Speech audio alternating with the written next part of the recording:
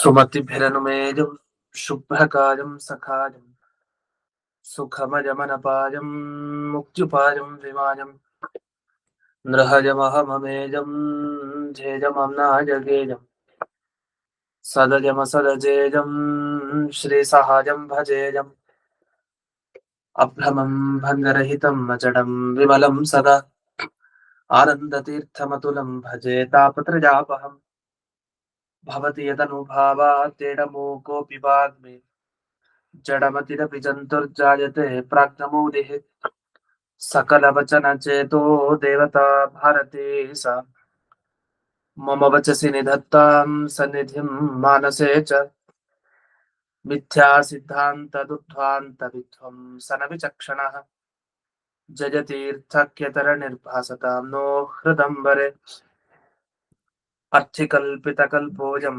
प्रत्यर्थिगजकेसरी व्यासतीर्थगुरुपूजादस्मदिष्टार्थसिद्धये पूज्याय राघवेन्द्राय सत्यधर्मरताय च भजतां कल्पवृक्षाय नमतां कामधेनवे तपस्वाध्याय शुश्रूषा कृष्णपूजारतं मुनिं विश्वेशमिष्टदं वन्दे परिम्राट् चक्रवर्तिनं श्रीगुरुभ्यो नमः हरिः ओम्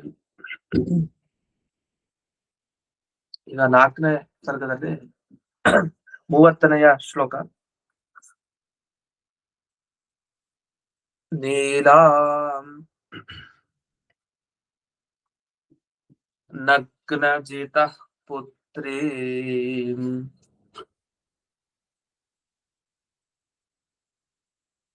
ಮಿತ್ರವಿಂದಾಂ ಪಿತೃಶ್ವಸುಃ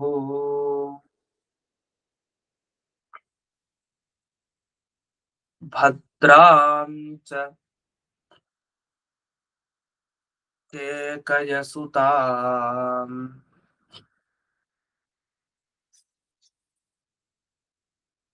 ಲಕ್ಷಣಾಂ ಸ್ವಾಂ ಚ ಸ್ತೋವಹತ್.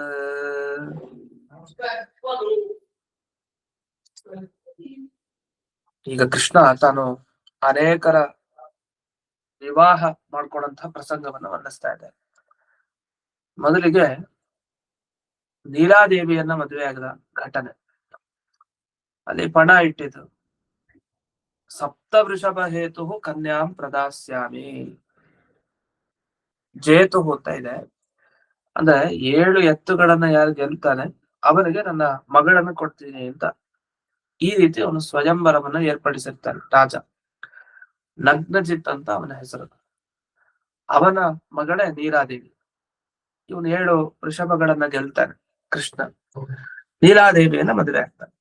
ಅದರಲ್ಲಿ ವ್ಯಾಖ್ಯಾನದಲ್ಲಿ ವಿವರಣೆ ಮಾಡಿದ್ದಾರೆ. ನಗ್ನಜಿತಃ ತನ್ನಾಮ್ನಃ, ನಗ್ನಜಿತಃ ತನ್ನಾಮ್ನಃ, ಆ ಹೆಸರಿನವನು ಅಂತ. ಸ್ವಯಂವರ ಶುರು ಮಾಡ್ಬೇಕಾದ್ರೆ ಒಂದು ಪ್ರತಿಜ್ಞೆ ಮಾಡಿ ಶುರು ಮಾಡಿದ್ದ. ಏನಂತ? ಸಪ್ತ ವೃಷಭ ಜೇತುಹು, ಯಾರು 7 ವೃಷಭ ಎತ್ತುಗಳನ್ನ ಜೇತುಹು ಗೆಲ್ತಾನೋ ಅವನಿಗೆ ಕನ್ಯಾಂ ಪ್ರದಾಸ್ಯಾಮಿ, ಮಗಳನ್ನ ಕೊಡ್ತೇನೆ ಅಂತ.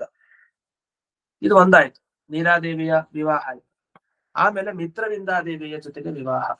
ಮಿತ್ರವಿಂದಾದೇವಿ ಯಾರು? ಪಿತೃಶ್ವಸು ಪುತ್ರಿ.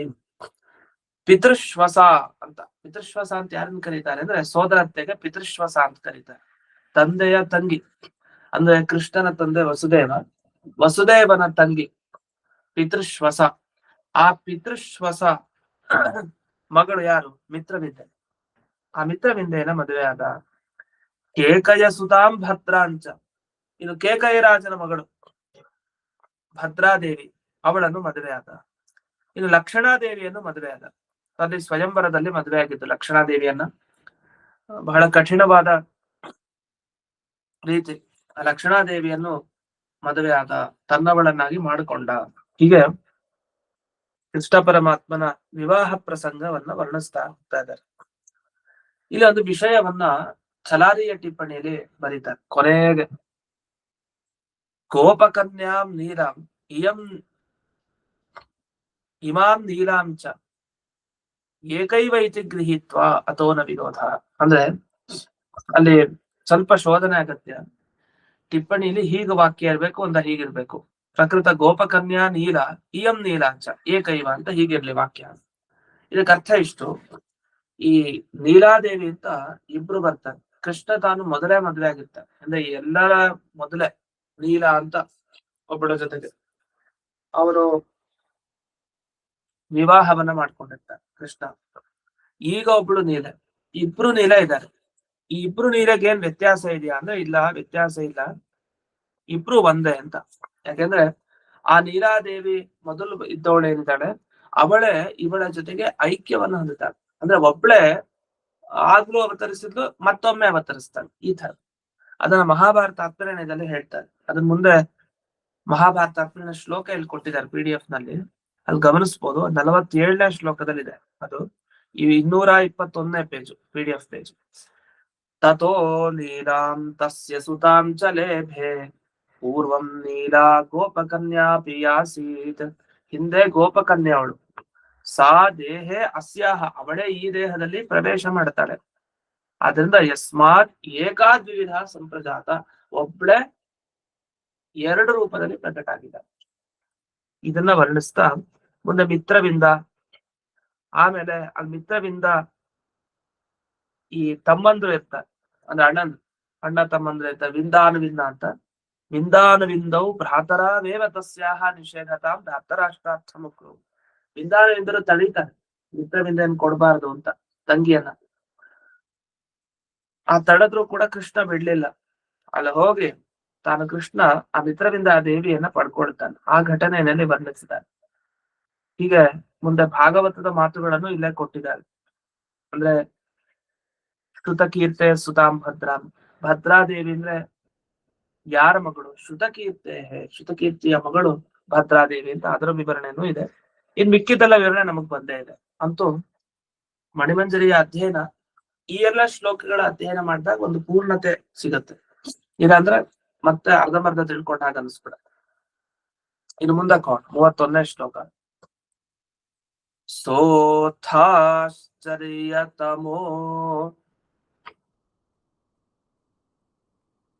ಧನ್ಯೋ ಭೌಮಂ ಹತ್ವಾ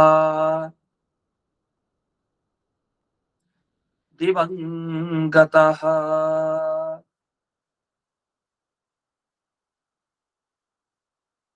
ಅಪಾಹರತ್ ಪಾರಿಜಾತಂ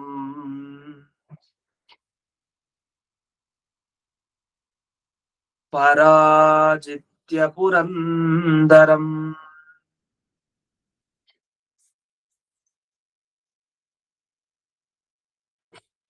ಈ ಭಾಗ ಏನಂದ್ರೆ ನಾರದರು ಕೃಷ್ಣನ ಬಳಿ ಬರ್ತಾರೆ, ರುಕ್ಮಿಣಿ ಜೊತೆಗೆ ಇರ್ತಾನೆ ಕೃಷ್ಣ. ಆಶ್ಚರ್ಯತಮೋ ಧನ್ಯ, ಅತಿಯಾದ ಆಶ್ಚರ್ಯ ಧನ್ಯ ಕೃಷ್ಣ ಅಂತೆಲ್ಲ ಹೇಳ್ತಾ ಬರ್ತಾರೆ. ವಸ್ತುತಃ ಅತ್ಯಂತ ಆಶ್ಚರ್ಯ ವಸ್ತು ಅಂದ್ರೆ ಜಗತ್ನಲ್ಲಿ ಅವನೇ, ಆ ಅರ್ಥದಲ್ಲೂ ಇದೆ. ಇಲ್ಲಿ ಆಶ್ಚರ್ಯ ಅನ್ನೋ ಅರ್ಥವನ್ನೇನು ಹೇಳಿದ್ದಾರೆ, ಅತ್ಯಂತ ಆಶ್ಚರ್ಯ ಅನ್ನೋ ಅರ್ಥದಲ್ಲಿ, ಇದು ಬೇರೆ ಅರ್ಥದಲ್ಲಿ. ಅಂದ್ರೆ ಆಶ್ಚರ್ಯ ಅನ್ನೋ ಶಬ್ದಕ್ಕೆ ಅನೇಕ ಅರ್ಥ ಇದೆ. ನಾವು ತಿಳ್ಕೊಂಡಿರೋ ತರ ಆಶ್ಚರ್ಯ ಅಂದ್ರೆ ಯಾವ್ದನ್ನ ನಾವು ವರ್ಣಿಸ್ಲಿಕ್ಕೆ ಸಾಧ್ಯ ಇಲ್ವೋ. ಈಗ ಏನಾಗುತ್ತೆ, ಕೆಲವ್ರ ಬಗ್ಗೆ ಹೇಳಲಿಕ್ಕಾಗಲ್ಲ ಜಾಸ್ತಿ, ಯಾಕಂದ್ರೆ ಅಂತ ಅದ್ಭುತ, ಅಷ್ಟು ಸಾಧನೆ ಮಾಡ್ಬಿಟ್ಟಿರ್ತಾರೆ. ಆಶ್ಚರ್ಯಪ್ಪ ಅಷ್ಟೇ ಅಂತ ಹೇಳ್ತಾ ಇರ್ತಾರೆ. ಅತ್ಯಂತ ಆಶ್ಚರ್ಯ, ಈ ತರ ಇವಾಗ ಕೇಳೇ ಇರ್ಲಿಲ್ಲ ಅಂತ. ಈ ಪ್ರಸಂಗದಲ್ಲೆಲ್ಲ ನಾವೆಲ್ಲ ಆಶ್ಚರ್ಯ ಆಶ್ಚರ್ಯ ಅಂತ ಬಡಿಸ್ತಾ ಇರ್ತೀವಿ. ಇಲ್ಲಿ ಕೃಷ್ಣನ ನೋಡಿ ನಾರದರ ಆಶ್ಚರ್ಯತಮ ಅಂದಿದ್ ಯಾಕೆ? ಅದು ಒಂದು, ಅದಕ್ಕೆ ಕಾರಣ ಇದೆ. ಅದು ಮುಂದೆ ನಾವು ನೋಡಿದಾಗ ಗೊತ್ತಾಗುತ್ತೆ. ಇದು ಧನ್ಯ, ನೀರೇ ಧನ್ಯ ಅಪ್ಪ ಕೃಷ್ಣ, ಜೀವನದಲ್ಲಿ ಏನ್ ಪಡಿಬೇಕೋ ಅದೆಲ್ಲ ಪಡ್ಕೊಂಡಿದ್ಯಪ್ಪ ಅಂತ ಹೇಳಿ ನಾರದರು ಕೃಷ್ಣನಿಗೆ ಹೇಳ್ತಾರೆ. ಅಂಥ ಕೃಷ್ಣ ತಾನು ಈ ನರಕಾಸುರನ ಸಂಹಾರ ಮಾಡಿ ಸ್ವರ್ಗಕ್ಕೆ ಹೋಗ್ತಾನೆ. ಅಲ್ಲಿ ಇಂದ್ರದೇವರು ಬರ್ತಾರೆ ಯುದ್ಧಕ್ಕೆ, ಅವರನ್ನ ಸೋಲಿಸಿ ಪಾರಿಜಾತ ವೃಕ್ಷವನ್ನ ಅಪಹಾರ ಮಾಡ್ಕೊಂಡು ದ್ವಾರಕಾಪಟ್ಟಣಕ್ಕೆ ಬರ್ತಾರೆ. ಇಷ್ಟು ಇಲ್ಲಿ ಬಂದ ಘಟನೆ. ಇದನ್ನ ಇಲ್ಲಿ ವರ್ಣಿಸಿದ್ದಾರೆ ವ್ಯಾಖ್ಯಾನದಲ್ಲಿ. ಅದೇನಾಯ್ತು, ಆಕಾಶ ಮಾರ್ಗದಿಂದ ನಾರದರು ಬರ್ತಾರೆ ಕೃಷ್ಣನ್ ಹತ್ರ. ಬಂದು ತ್ವಮೇವ ಧನ್ಯ ತ್ವಮೇವ ಆಶ್ಚರ್ಯ, ನೀನೇ ಧನ್ಯ ನೀನೇ ಆಶ್ಚರ್ಯ ಅಪ್ಪ ಅಂತ. ಆಗ ಕೃಷ್ಣ ನಾರದರಿಗೆ ಉತ್ತರ ಕೊಡ್ತಾನೆ. ದಕ್ಷಿಣಾಭಿಸ್ಸಾಕಂ, ದಕ್ಷಿಣೆಗಳ ಜೊತೆಗೆ ಅಂತ ಉತ್ತರ ಕೊಡ್ತಾನೆ. ಈ ರೀತಿ ಧನ್ಯ ಆಶ್ಚರ್ಯತಮ ಅಂತ ತಾನೇ ಅದಕ್ಕೆ ಅನುಮೋದನೆ ಕೊಟ್ಟ. ಹೌದೌದು, ನಾನೊಬ್ನೇ ಅಲ್ಲ, ದಕ್ಷಿಣ ಜೊತೆಗೆ ನಾನ್ ಧನ್ಯ, ನಾನು ಆಶ್ಚರ್ಯ ಅಂತ ಹೇಳ್ತಾನೆ. ಅದರ ವಿವರಣೆಯನ್ನ ಮುಂದೆ ಕಥೆಯಲ್ಲಿ ನೋಡೋಣ. ಮುಂದೆನೆ ಕಥೆ ಕೊಟ್ಟಿದ್ದಾರೆ ಅದನ್ನ. ಆಮೇಲೆ ಭೌಮಾಸುರನ ಸಂಹಾರ ಮಾಡ್ದ ಅಂತ ಬರುತ್ತೆ ಇಲ್ಲಿ. ಭೌಮ ಅಂದ್ರೆ ಏನು? ಭೂಮಿಯ ಮಗ, ಅವನಿಗೆ ಭೌಮ ಅಂತ ಕರೀತಾರೆ. ಏನ್ ತಪ್ಪು ಮಾಡಿದ ನರಕಾಸುರ? ಅದಿತಿ ದೇವಿಯ ಕುಂಡಲಗಳನ್ನ ಅಪಹಾರ ಮಾಡಿರ್ತಾನೆ. ಆದ್ರಿಂದ ಅವನನ್ನ ಕೊಂದ. ಸೀದಾ ಹೋಗಿ ಅದಿತಿಯ ಪುತ್ರ ಇಂದ್ರದೇವರು, ಆ ಇಂದ್ರದೇವರಿಗೆ ಹೋಗಿ, ನೋಡಪ್ಪ, ನಿನ್ ತಾಯಿಯ ಆಭರಣ ನಾನು ನರಕಾಸುರನ ಸಂಹಾರ ಮಾಡಿ, ಆ ಇಂದ್ರದೇವರು ಪ್ರಾರ್ಥನೆ ಮಾಡಿರ್ತಾರೆ, ದಯವಿಟ್ಟು ಅನುಗ್ರಹಿಸ್ಬೇಕು, ನನ್ನ ತಾಯಿಯ ಕುಂಡಲಗಳನ್ನ ಕದ್ದು ಬಿಟ್ಟಿದ್ದಾನೆ ನರಕಾಸುರ. ನರಕಾಸುರನ ಸ್ವಭಾವನೆ ಹಾಗೆ, ಅವ್ನಿಗೆ ಏನೇನ್ ಇಷ್ಟ ಅನ್ಸುತ್ತೋ ಎಲ್ಲ ಕದ್ಕೊಂಡು ಹೋಗ್ಬಿಡೋದು. ಅದ್ರ ಹಾಗೆ ಮಾಡ್ತಾ ಇದ್ದ. ಅದಕ್ಕೋಸ್ಕರ ನರಕಾಸುರನ ಸಂಹಾರ ಮಾಡ್ತಾನೆ ಕೃಷ್ಣ. ಮಾಡಿ ಸ್ವರ್ಗಕ್ಕೆ ಹೋಗಿತ್ತು ವಿಷಯನೇ ಇಂದ್ರದೇವರಿಗೆ ಅವರ ತಾಯಿಯ ಕುಂಡಲ ಕೊಡ್ಬೇಕು ಅಂತ ಕೃಷ್ಣ ಹೋದ. ಆದ್ರಲ್ಲೇನಾಯ್ತು, ಜಗಳ ಶುರು ಆಗೋಯ್ತು. ಪಾರಿಜಾತ ವೃಕ್ಷದ ಒಂದು ನಿಮಿತ್ತ ಇಂದ್ರದೇವರಿಗೂ ಮತ್ತೆ ಕೃಷ್ಣನಿಗೂ ಯುದ್ಧ ಆದ್ಮೇಲೆ ಸೋತ್ ಬಿಟ್ಟ ಇಂದ್ರದೇವ. ಇಷ್ಟು ಅಲ್ಲಿ ಬಂದ ವಿಷಯ. ಅದನ್ನ ಇಲ್ಲಿ ವರ್ಣಿಸ್ತಾರೆ. ಅದಿತಿ ಕುಂಡಲ ಅಪಹಾರಿಣಂ ನರಕಾಸುರಂ ಹತ್ವ. ಅದಿತಿ ಕುಂಡಲ ಅಪಹಾರಿ, ಕದ್ದವನ್ ಯಾರು? ನರಕಾಸುರ. ಅವನನ್ನ ಕೊಂದು ದಿವಂ ಸ್ವರ್ಗಂ ಪ್ರತಿ, ದಿವ ಅಂದ್ರೆ ಸ್ವರ್ಗ, ಆ ಸ್ವರ್ಗಕ್ಕೆ ಹೋಗಿ ಆದಿತ್ಯೈ ಕುಂಡಲೇ ಧಾತುಮಿವ, ಅದಿತಿ ದೇವಿ ಕುಂಡಲ ಕೊಡ್ಬೇಕು ಅನ್ನೋ ನೆಪ ಮಾಡ್ಕೊಂಡ. ವಸ್ತುತಃ ನೆಪ ಅದು, ಪಾರಿಜಾತ ವೃಕ್ಷ ತಗೊಂಡ್ಬರ್ಬೇಕಾಯ್ತು, ಅದನ್ನ ನೆಪ ಮಾಡ್ಕೊಂಡ ಕೃಷ್ಣ. ಹಾಗೆ ಪಾರಿಜಾತ ವೃಕ್ಷವನ್ನ ತಾನು ಅಪಹಾರ ಮಾಡಿದ ಅಂತ. ಇದಾದ್ಮೇಲೆ ನಿಮ್ಗೆ ವಿಶೇಷ ವಿಚಾರ ಅಂತ ಇಲ್ಲಿ PDF ನಲ್ಲಿ ಕೊಟ್ಟಿದ್ದಾರೆ. ಅಲ್ಲಿ 223ನೇ ಪೇಜ್ ಅಲ್ಲಿ ಇಲ್ಲಿ ಬಂದಿದೆ. ಅಲ್ಲಿ ಮಹಾಭಾರತ ತಾತ್ಪರ್ಯ ಶ್ಲೋಕವನ್ನು ಕೊಟ್ಟಿದ್ದಾರೆ. ಆಮೇಲೆ ಶ್ಲೋಕ ನೋಡಿ ಅದರ ಕಥೆಗೆ ಹೋಗೋಣ. ಏತ್ಯಾಕಾಶ ನಾರದ ಕೃಷ್ಣ ಮಹ. ನಾರದ ಆಕಾಶ ಮಾರ್ಗದಿಂದ ಬಂದು ಕೃಷ್ಣನನ್ನು ಕುರಿತು ಹೇಳ್ತಾರೆ. ತ್ವಂ ಸರ್ವೋತ್ತಮ ತ್ವಾದೃಶೋ ನಾಸ್ತಿ ಕಶ್ಚಿತ್ ಇತ್ಯಾಶ್ಚರ್ಯೋ ಧನ್ಯ ನಿತ್ಯೇವ ಶಬ್ದತ್ವಯೇತೂಕ್ತೆ ವಾಸುದೇವಸ್ತಮಃ ದಕ್ಷಿಣಾಭಿಸ್ಸಾಕಮಿತ್ಯೇವ ಅಂತ ತಾತ್ಪರ್ಯದಲ್ಲಿ ತುಂಬಾ ಚೆನ್ನಾಗಿ ಆ ಕಥಾಭಾಗವನ್ನ, ಅದರ ಸ್ವಾರಸ್ಯವನ್ನ ವರ್ಣಿಸಿದ್ದಾರೆ.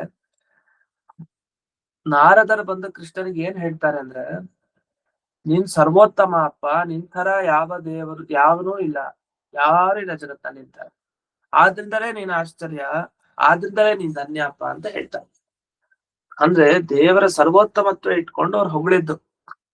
ಬಿಡಪ್ಪ, ನಿಂತರ ಯಾರು ಇಲ್ಲ ಅಂತ ಜನದಲ್ಲಿ ವ್ಯವಹಾರ ಇರುತ್ತೆ. ನಿಜವಾಗಿ ಹೇಳ್ಬೇಕಾಗಿ ನಾವ್ ದೇವ್ರಿಗೆ ಮಾತ್ರ, ಯಾರಿಗೂ ಹೇಳೋಂಗಿಲ್ಲ ಅಂತ ಈ ಸರ್ವೋತ್ತಮತ್ವವನ್ನ ನಾರದರು ಕೃಷ್ಣನಿಗೆ ಬಂದು ಹೇಳ್ತಾರಲ್ಲ. ಯಾಕೆ ಅಂದ್ರೆ ಅದೊಂದು ಸಂದರ್ಭ ಅಂತೆ. ರೈವತ ಪರ್ವತ, ಅಲ್ಲಿ ಕೃಷ್ಣ ತಾನು ರುಕ್ಮಿಣಿ ದೇವಿ ಮತ್ತೆ ಅನೇಕ ರಾಜರುಗಳ ಜೊತೆಗೆ ಕೂತಿದ್ದಾರೆ. ಕೃಷ್ಣ ದೇವರಿಗೆ ಬಂದು ನಾರದರು ಬಂದು ತಾವು ನಮಸ್ಕಾರವನ್ನ ಮಾಡ್ತಾರೆ. ಮಾಡಿ ಈ ಮಾತನ್ನ ಹೇಳಿದ್ರು. ಕೃಷ್ಣ ತಾನು ಉತ್ತರ ಕೊಟ್ಟ. ಪಕ್ಕದಲ್ಲಿರೋರು ಯಾರಿಗೂ ಅರ್ಥ ಆಗ್ಲಿಲ್ಲ. ಏನಕ್ಕೆ ನಾರದರು ಹೀಗೆ ಹೇಳಿದ್ರು, ಕೃಷ್ಣ ಯಾಕೆ ಹೀಗೆ ಹೇಳ್ದ, ಅರ್ಥ ಆಗ್ಲಿಲ್ಲ. ಆಗ ಕೃಷ್ಣ ತಾನು ಅಪ್ಪಣೆ ಮಾಡ್ತಾನೆ ನಾರದರಿಗೆ, ನೀವೇ ತಿಳಿಸಿ, ಇಲ್ಲ ರಾಜರುಗಳಿಗೆ ಅರ್ಥ ಆಗಿಲ್ಲ, ನಾವೇನ್ ಮಾತಾಡ್ಕೊಂಡ್ವಿ ತಿಳಿಸಿ ಅಂತ. ಯಾಕೆ ಎಲ್ಲರೂ ಪ್ರಾರ್ಥನೆ ಮಾಡ್ತಾರೆ, ನೀವೇನ್ ಮಾತಾಡ್ಕೊಂಡ್ರೆ ನಮ್ಗೆ ಅರ್ಥ ಆಗಿಲ್ಲ ಅಂತ. ಆಗ ನಾರದರು ಹೇಳ್ತಾರೆ, ಏನಿಲ್ಲ, ನಾನು ಗಂಗಾ ನದಿಗೆ ಹೋಗಿದ್ದೆ. ಗಂಗಾ ನದಿ ಹತ್ರ ಹೋದಾಗ ನಾನು ಒಂದು ಪ್ರಾಣಿ ನೋಡ್ದೆ. ದೊಡ್ಡ ಆಮೆ ಇತ್ತು ಅಲ್ಲಿ. ಅದು ಸಾಮಾನ್ಯ ಆಮೆ ಅಂದ್ರೆ ಚಿಕ್ಕದಿರುತ್ತೆ. ಇವ್ರು ಗಂಗಾ ನದಿಯಲ್ಲಿ ನೋಡಿದ ಆಮೆ ತುಂಬಾ ದೊಡ್ಡದು.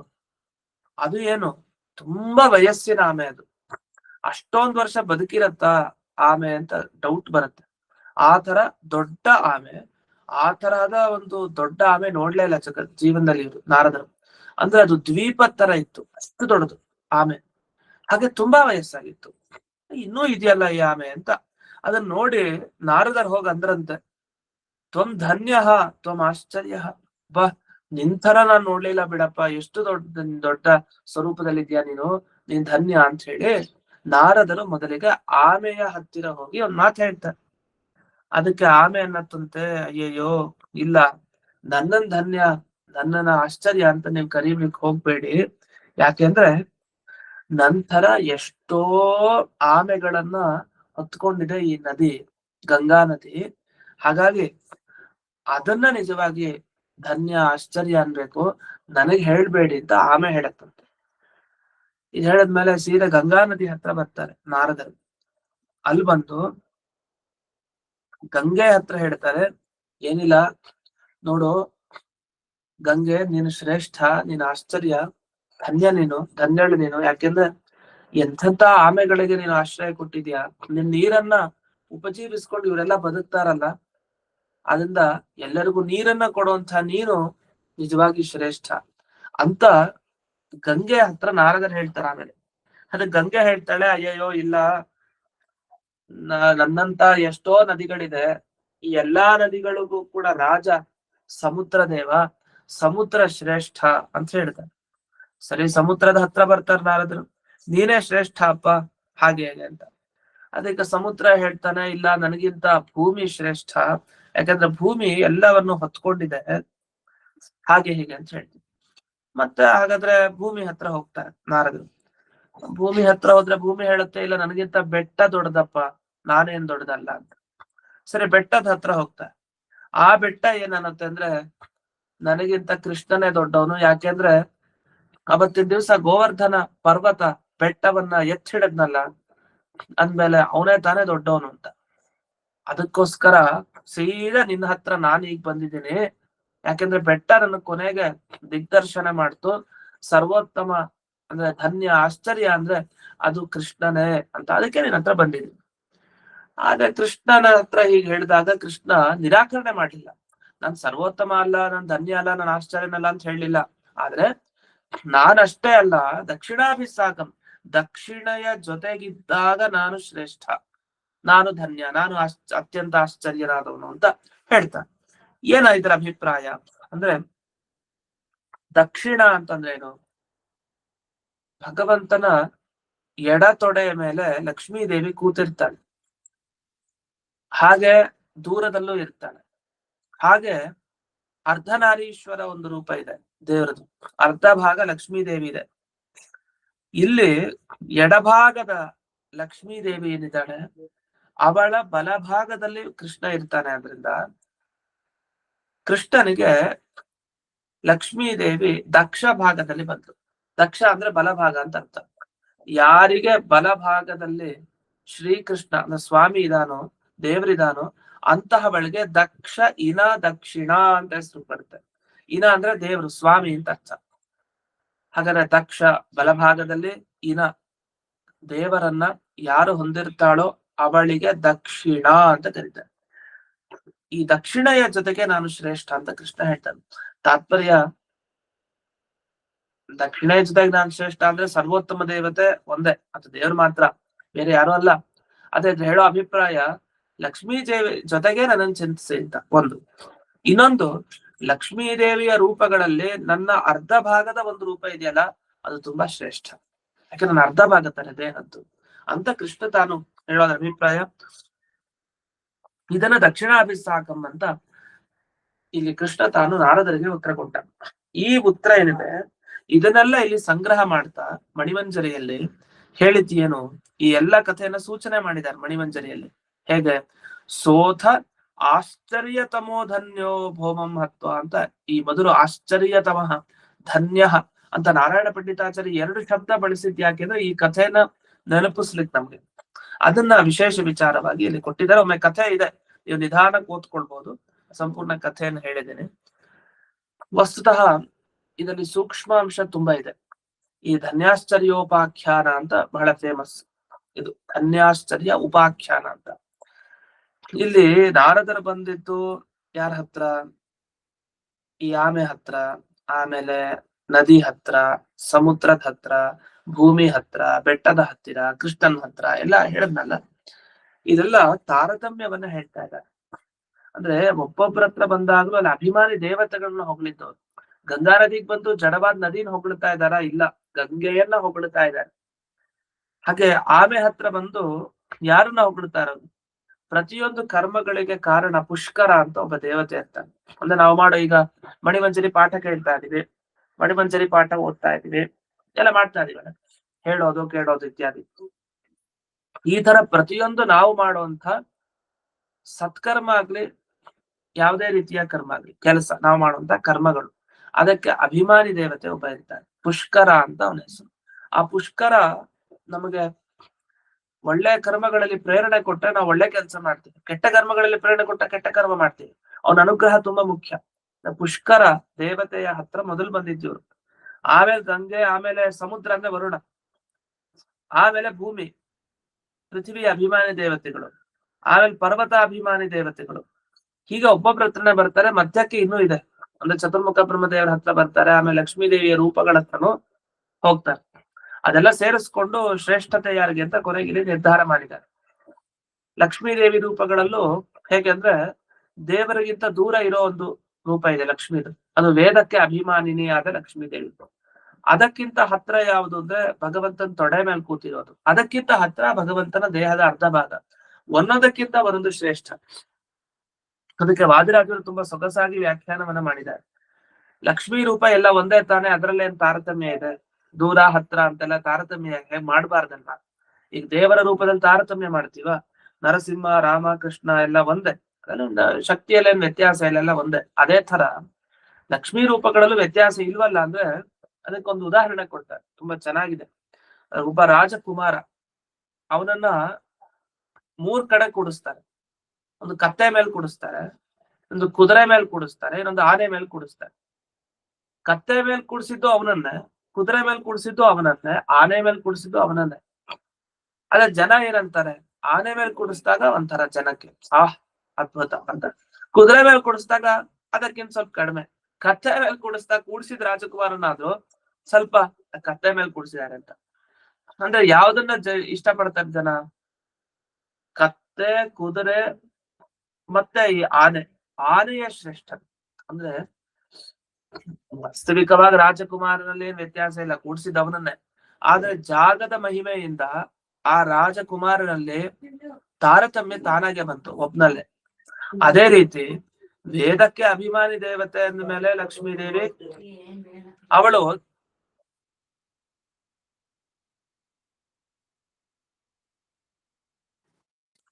ವೇದಕ್ಕೆ ಅಭಿಮಾನಿ ದೇವತೆ. ಇನ್ನೊಂದು ತೊಡೆ ಮೇಲೆ ಕೂತಿರುವಂತಹ ಲಕ್ಷ್ಮೀ ರೂಪ, ಇನ್ನೊಂದು ಅರ್ಧ ದೇಹದ ಲಕ್ಷ್ಮೀ ರೂಪ. ಆ ಅರ್ಧ ದೇಹ ಶ್ರೇಷ್ಠ ಅಲ್ವಾ, ಕೊನೆಗೆ ಭಗವಂತನ ದೇಹದ ಅರ್ಧ ಭಾಗ ಅಂದ್ರೆ ತುಂಬಾ ಶ್ರೇಷ್ಠ. ಅದಕ್ಕಿಂತ ತೊಡೆ ಭಾಗ, ಅದಕ್ಕಿಂತ ಇನ್ನೊಂದು ಭಾಗ ಅಂದ್ರೆ ಸ್ಥಾನ ಮಹಿಮೆ. ಲಕ್ಷ್ಮೀ ದೇವಿ ಭಗವಂತನಿಗೆ ಎಷ್ಟು ಹತ್ರ ಇದ್ದಾಳೋ ಆ ಹತ್ರದ ಸ್ಥಾನಗಳಲ್ಲಿ ವ್ಯತ್ಯಾಸ ಇರೋದ್ರಿಂದ ಲಕ್ಷ್ಮಿಯ ರೂಪಗಳಲ್ಲಿ ವ್ಯತ್ಯಾಸ ಅನ್ನೋ ತರ ಮಾತಾಡಿದ್ದಾರೆ. ವಸ್ತುತಃ ಲಕ್ಷ್ಮೀ ರೂಪದಲ್ಲಿ ವ್ಯತ್ಯಾಸ ಇಲ್ಲ ಅನ್ನೋದು ಅಷ್ಟೇ ಸತ್ಯ. ಆದ್ರೆ ದೇವರ ಹತ್ತಿರ ಅಂದ್ರೆ ಅದು ತುಂಬಾ ಶ್ರೇಷ್ಠ ಅಂತಾನೆ, ಅಷ್ಟು ಹತ್ರ. ಅಂತ ಒಂದು ಸಾಮೀಪ್ಯ, ಆ ಸ್ಥಳ ಮಹಿಮೆ ಅಂತ ಹೇಳ್ತಾರಲ್ಲ, ಆ ಮಹಿಮೆಯನ್ನು ಇಟ್ಕೊಂಡು ಇಲ್ಲಿ ಉತ್ತಮ, ಮಧ್ಯಮ, ಅಧಮ ಅನ್ನೋ ರೀತಿಯಲ್ಲಿ ಮಾತಾಡಿದ್ದಷ್ಟೇ. ಇಷ್ಟಾಗಿ ಇಲ್ಲೆಲ್ಲ ತಾರತಮ್ಯ ಸಿದ್ಧಾಂತವನ್ನು ಹೇಳಿ ದೇವರೇ ಸರ್ವೋತ್ತಮ, ಆಮೇಲೆ ಲಕ್ಷ್ಮೀ ದೇವಿ, ಆಮೇಲೆ ಬ್ರಹ್ಮದೇವರು, ಆಮೇಲೆ ಇದು ಗರುಡ ಮತ್ತೆ ರುದ್ರ ಶೇಷದೇವರು, ಅದಾದ್ಮೇಲೆ ಮಧ್ಯಕ್ಕೆಲ್ಲ ದೇವತೆಗಳು ಬರ್ತಾರೆ. ನಂತರ ಅಲ್ಲಿ ಈ ವರುಣ ದೇವರು, ಆಮೇಲೆ ಗಂಗಾದೇವಿ, ಆಮೇಲೆ ಕೊನೆಗೆ ಈ ಪುಷ್ಕರ ಕರ್ಮಾಭಿಮಾನಿ ದೇವತೆ. ಅಂದ್ರೆ 33 ಕಕ್ಷ ದೇವತೆಗಳಿರ್ತಾರಲ್ಲ, ಆ 33 ಕಕ್ಷೆಗಳ ದೇವತೆಗಳನ್ನ ಇಲ್ಲಿ ಧನ್ಯಾಶ್ಚರ್ಯೋಪಾಖ್ಯಾನದಲ್ಲಿ ಸ್ಮರಣೆ ಮಾಡ್ಕೊಂಡಿದ್ದಾರೆ. ಅದು ಎಲ್ಲಾ ದೇವತೆಗಳನ್ನ ಇಲ್ಲಿ ಹೇಳಲ್ಲ, ಹೊರತು ಕೊನೆ ದೇವತೆ, ಮೊದಲನೇ ದೇವತೆ, ಮತ್ತೆ ಒಂದಿಷ್ಟು ದೇವತೆಗಳು. ಕೊನೆ ದೇವತೆ ಪುಷ್ಕರ, ಮೊದಲನೇ ದೇವತೆ ದೇವರು, ಮಧ್ಯದಲ್ಲಿ ಬ್ರಹ್ಮಾದಿ ದೇವತೆಗಳ ಬಗ್ಗೆ ಉಲ್ಲೇಖ ಮಾಡಿದ್ದಾರೆ. ಅದನ್ನ ತಾರತಮ್ಯ ಜ್ಞಾನವನ್ನ ನಾರದರು ಎಲ್ರಿಗೂ ತಂದು ಕೊಟ್ರು. ಅವ್ರಿಗಿಲ್ಲ ಅಂತಿಲ್ಲ, ಅವ್ರಿಗೆ ಗೊತ್ತಿಲ್ವಾ ದೇವರೇ ದೊಡ್ಡವರು ಅಂತ, ಗೊತ್ತಿದೆ. ಆದ್ರೆ ಎಲ್ಲರಿಗೂ ತಿಳಿಸ್ಬೇಕಾಗಿದೆ. ಅದಕ್ಕೋಸ್ಕರ ನಾರದರ ಸಂಚಾರ ಹೀಗಾಯ್ತು ಅನ್ನೋದನ್ನ ವರ್ಣಿಸಿದ್ದಾರೆ. ಇದನ್ನ ವಿಶೇಷವಾಗಿ ನೋಡ್ಬೋದು, 20ನೇ ಅಧ್ಯಾಯದಲ್ಲಿ ಸಿಗತ್ತೆ, ಮಹಾಭಾರತ ತಾತ್ಪರ್ಯ ನಿರ್ಣಯದಲ್ಲಿ. ಇದಾದ್ಮೇಲೆ ಮುಂದಕ್ಕೆ ಹೋಗೋಣ. ನರಕಾಸುರನ ಸಂಹಾರ ಮಾಡಿ ಆದ್ಮೇಲೆ ಕೃಷ್ಣ ಏನ್ ಮಾಡ್ದ ಅಂದ್ರೆ ಭಗದತ್ತ ಅಂತ ಇದ್ದ, ಆ ಭಗದತ್ತನನ್ನ ಅಲ್ಲಿ ಅರ್ಪಣೆ ಮಾಡ್ದ, ಅಂದ್ರೆ ಅದನ್ನ ನೋಡ್ಕೊಳ್ಳಿಕ್ಕೆ ಅಂತ. ವರ್ಣನೆ ಮಾಡ್ತಾ ಹೋಗ್ತಾರೆ. ಅಂದ್ರೆ ಈ ಅದಿತಿ ದೇವಿಯ ಕುಂಡಲ ಸಮರ್ಪಣೆ ನಂತರ ಅಲ್ಲಿ ಭೂತಾಯಿಯ ಮೊಮ್ಮಗ ಅಂದ್ರೆ ಮಗನ ಮಗ ನರಕಾಸುರನ ಮಗನನ್ನೇ ಅಲ್ಲಿ ಪಟ್ಟಾಭಿಷೇಕ ಮಾಡಿಸಿ ಅವನನ್ನ ಕೂಡಿಸಿ ಪ್ರಾಗ್ಜ್ಯೋತಿಷೆ ಕಾರಯಾಮಾಸ ಕೃಷ್ಣ. ಪ್ರಾಗ್ಜ್ಯೋತಿಷಪುರದಲ್ಲಿ ಇದೆಲ್ಲ ವ್ಯವಸ್ಥೆ ಮಾಡಿ ಕೃಷ್ಣ ತಾನು ಬಂದ ಅನ್ನು ವರ್ಣನೆ ಮಾಡಿ ಮುಂದೆ ಷೋಡಶಸ್ತ್ರೀ ಸಹಸ್ರೇಶ 16,100 ಜನ ಕನ್ನಿಕೆಯರನ್ನ ಕೃಷ್ಣ ತಾನೇನು ಮದುವೆ ಆಗ್ತಾನೆ ಆ ಪ್ರಸಂಗವನ್ನ ಈಗ ವರ್ಣಿಸ್ತಾರೆ. ಅಷ್ಟೇ ಅಲ್ಲ, ಅವರಲ್ಲಿ ಯಾರ್ಯಾರನ್ನ ಪಡಿತಾನೆ, ಎಷ್ಟು ಮಕ್ಕಳನ್ನ ಪಡಿತಾನೆ ಅನ್ನೋದನ್ನು ಹೇಳಿದ್ದಾರೆ. 32ನೇ ಶ್ಲೋಕ. ಮಹಿಷೀಣಾಂ ಸಹಸ್ರಾಣಿ ಷೋಡಶಾವಹದಚ್ಯುತಃ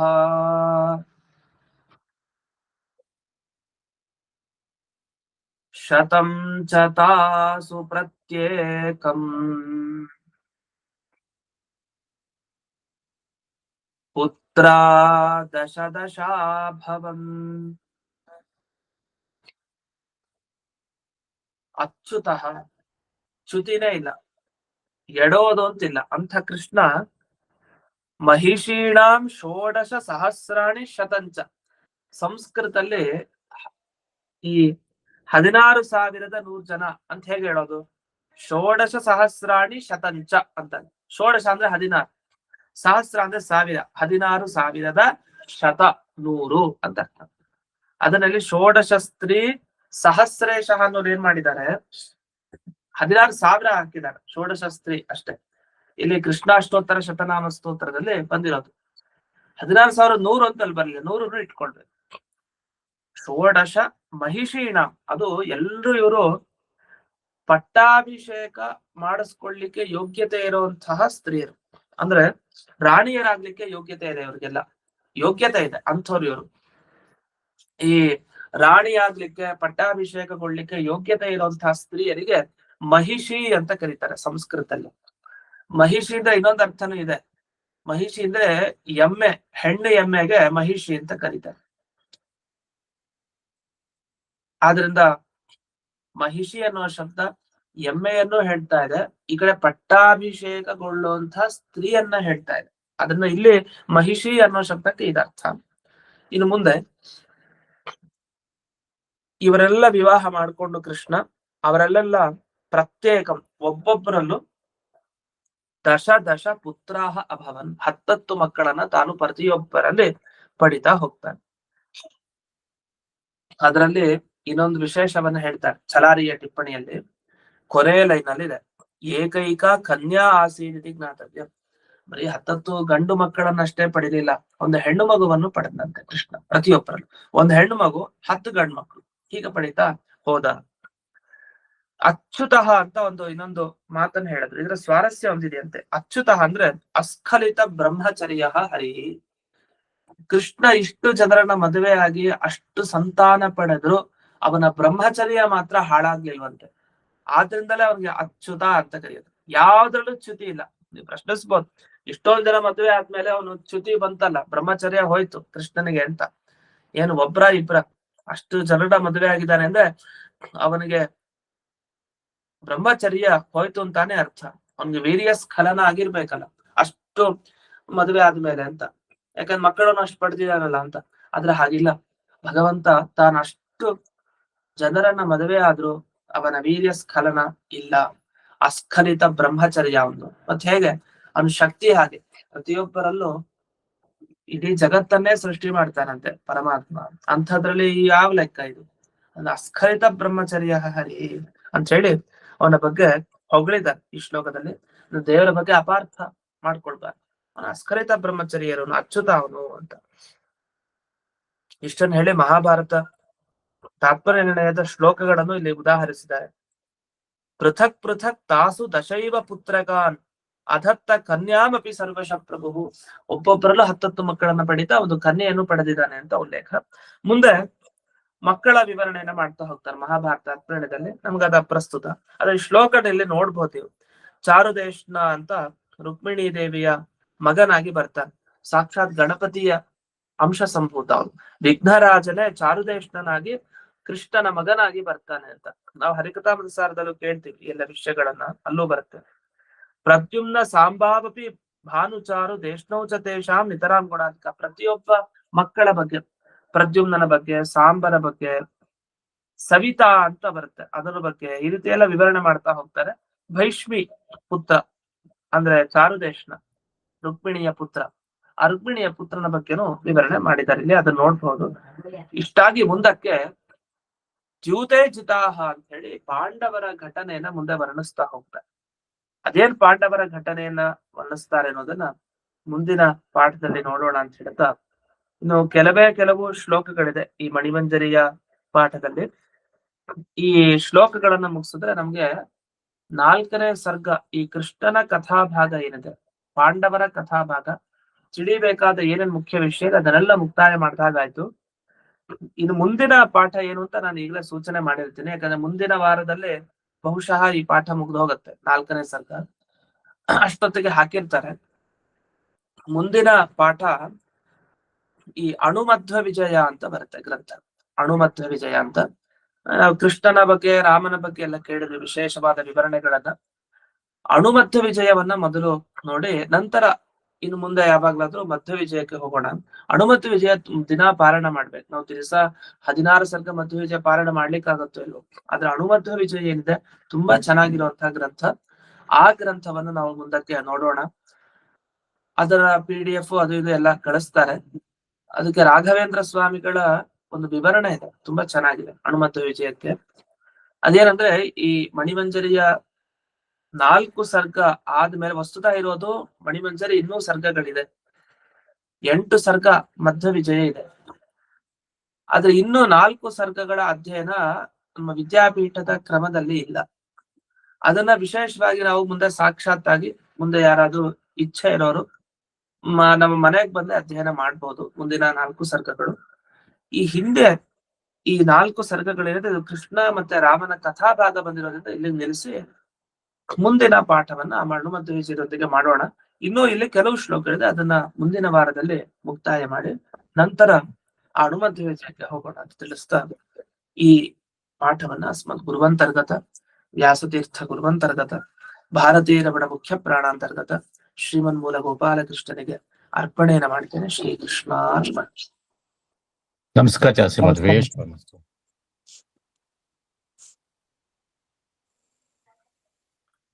ಸರ್ 5ನೇ ಸರ್ಗದಿಂದ PDF ಅನ್ನ ಕಳಿಸ್ತೀರಾ ಸರ್? PDF ನಮ್ ತಂದೆಗೆ ಹೇಳ್ತೀನಿ, ಅವ್ರಿಗೆ ಕಳಿಸ್ತಾರೆ.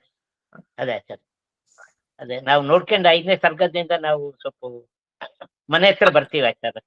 ಆಯ್ತಾಯ್ತು, ಆಗ್ಲಿ, ಆದಾಗ ಮಾಡೋಣ. ಆಯ್ತು ಆಯ್ತು ಸರ್, ತಾವ್ ಯಾವಾಗ ಹೇಳ್ತೀರೋ ಅವಾಗ. ಆಯ್ತು.